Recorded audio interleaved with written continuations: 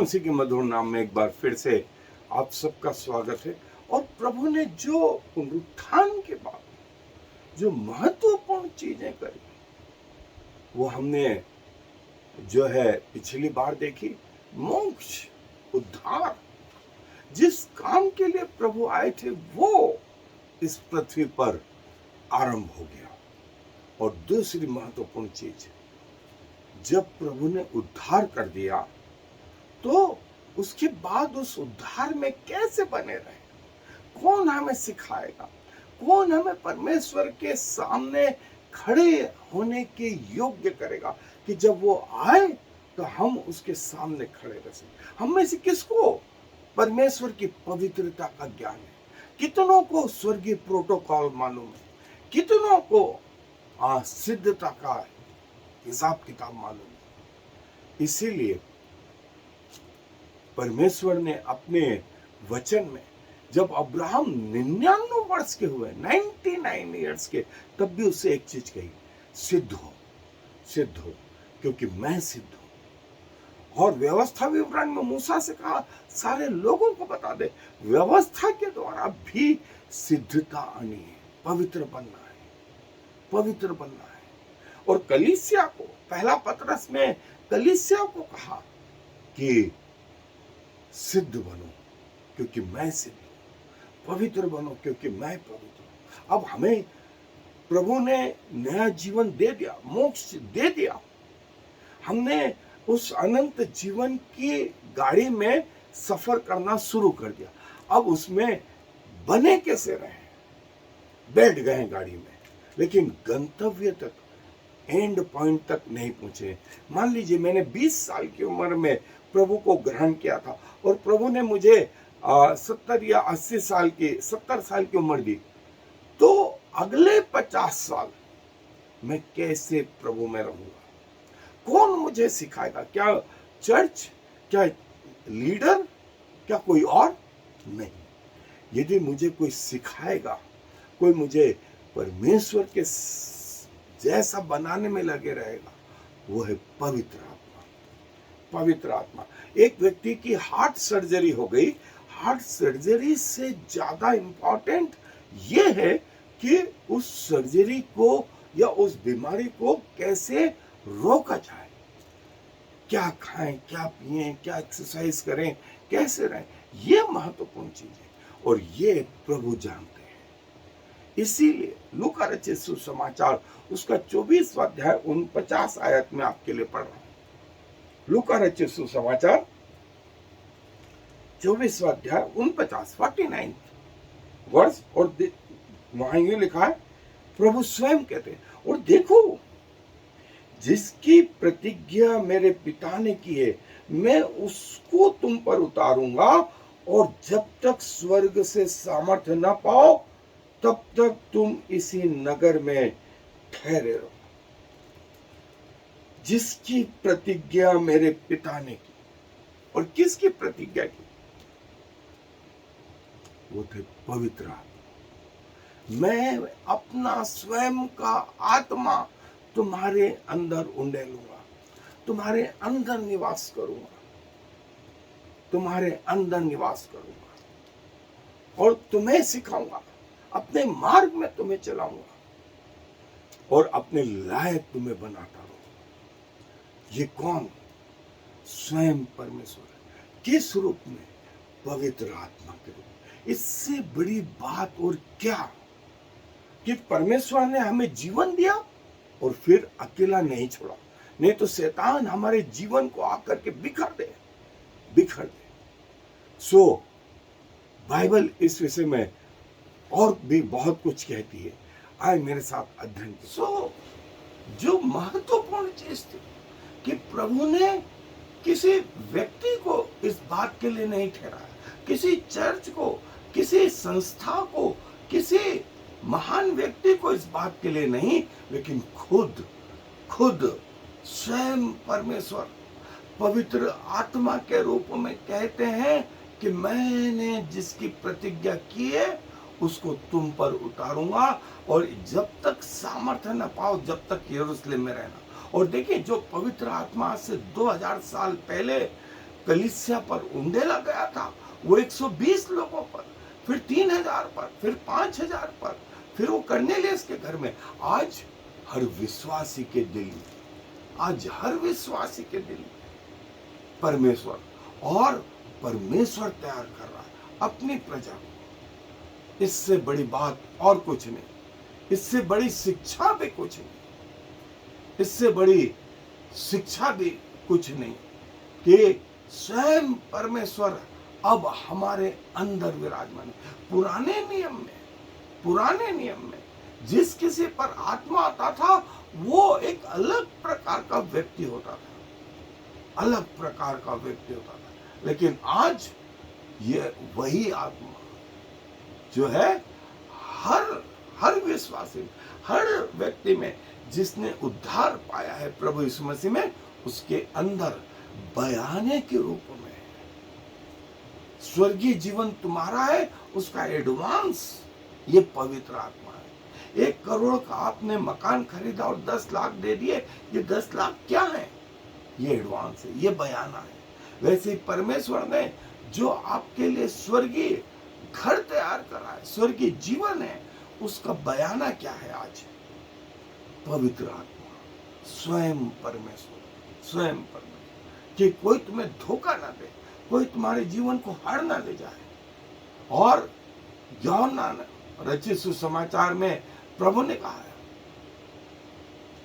कि पवित्र आत्मा जिसे पिता मेरे नाम से भेजेगा, वो तुम्हें सब बातें सिखाएगा, वो तुम्हें सब बातें सिखाएगा। और ये बात उस दिन पेंतिकोस्त के दिन भी, जब वे लोग इकट्ठे हुए थे, परमेश्वर का पवित्र आत्मा उनके जीवनों में। और यशाया में, पुराने नियम में प्रभु ने कहा कि मैं उनके जीवन में पानी की तरह अपना आत्मा बहाऊंगा और जियोन से उनके बीच में उतरूंगा। योएल नबी में तो कहा कि मैं अंत के दिनों में अपना आत्मा हर बच्चे पर, मेरे बच्चों पर जो है उंडेलूंगा। वे भविष्यवाणी करेंगे, बुजुर्ग लोग जो है स्वप्न देखेंगे और तुम्हारे जवान दर्शन देखेंगे। ये प्रतिज्ञा किसकी? ये प्रतिज्ञा किसकी? और ये प्रतिज्ञा स्वयं परमेश्वर है, स्वयं परमेश्वर। और प्रभु बोलते हैं कि मैं उस जंगल में तुम्हारे लिए जगह तैयार करूंगा।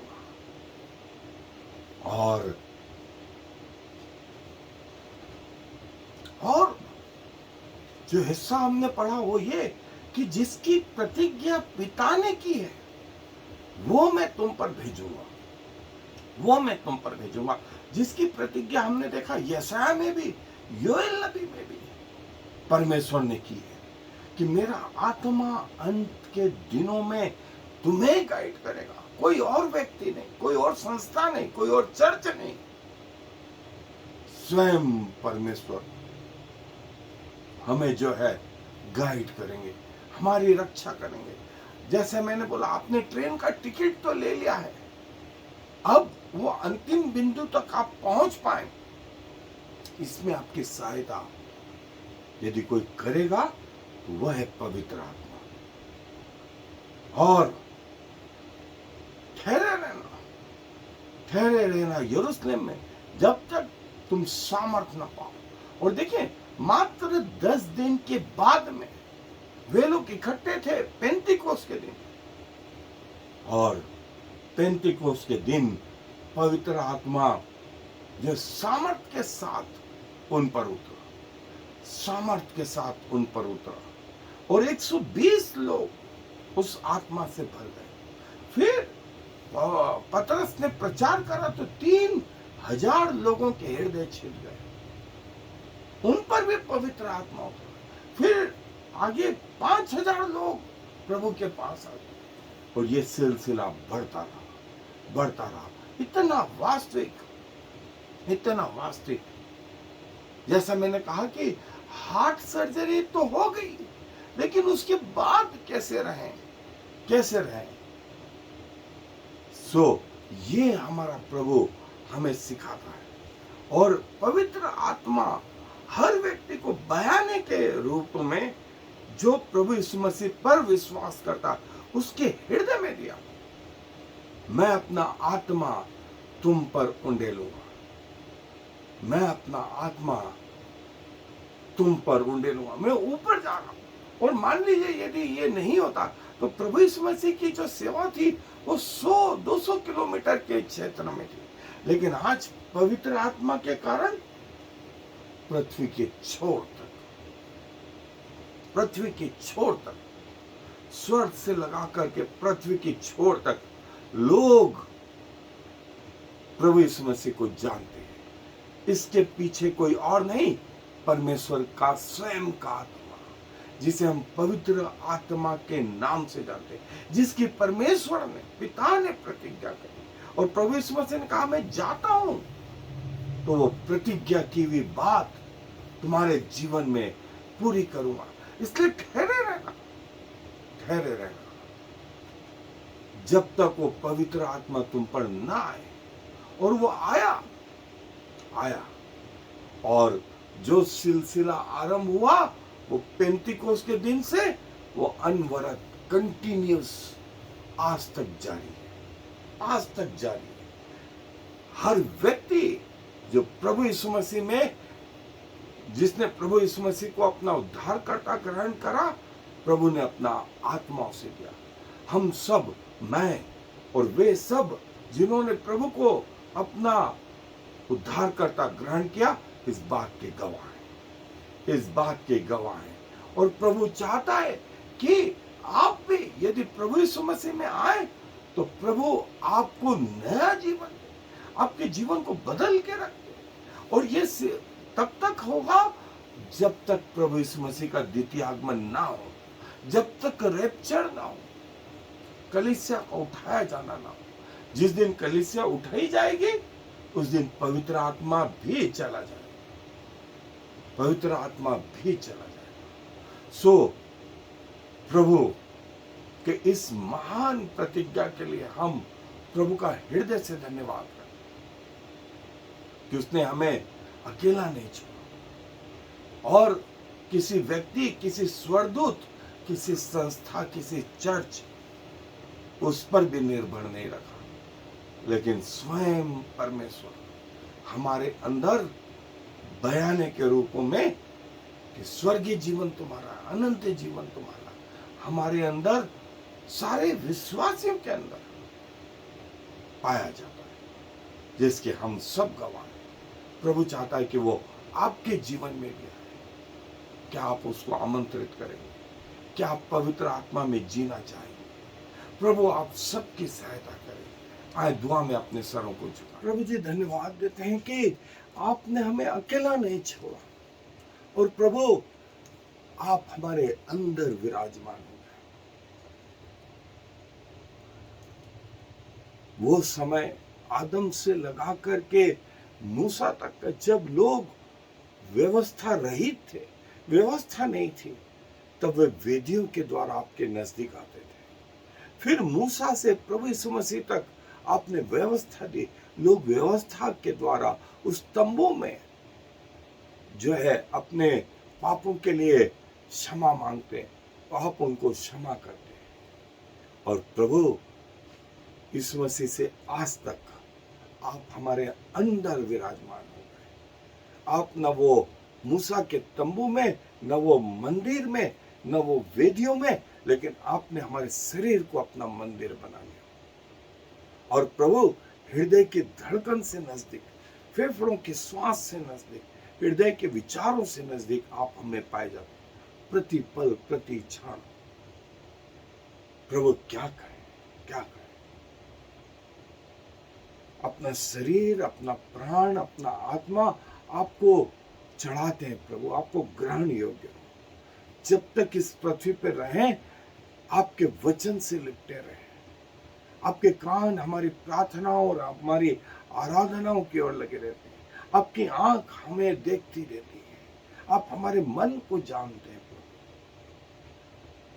सो प्रभु, मरते दम तक आपके प्रति वफादार और आपके प्रति सेवादायक सेवक के रूप में काम करते हैं, क्योंकि सारा मान सम्मान गौरव आपको देते हुए इस विनती को प्रभु यीशु मसीह के नाम से मांगते हैं, आमीन। और फिर Shema Yisrael Yahweh Eloheinu Yahweh Echad.